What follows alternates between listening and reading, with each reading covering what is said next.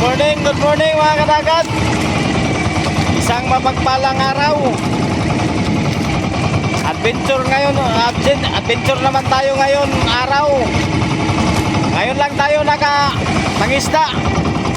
Medyo mahina-hina na yung alon. Sana pagbigyan tayo ngayon ng Panginoon.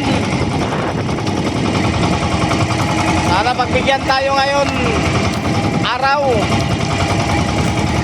Abang-abang na lang kayo mamaya kung anong ibigay sa atin ng Panginoon mga kadagat.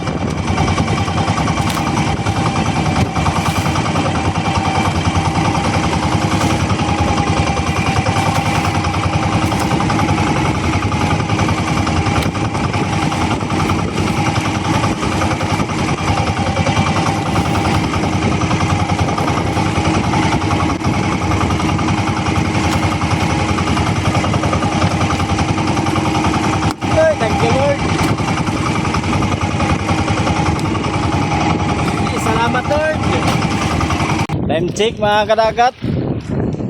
Alas 3 na di ng hapon. Pahuli na ta. Naaya tong grasya nga gamay gihatag sa Ginoo. So, salamat na rin.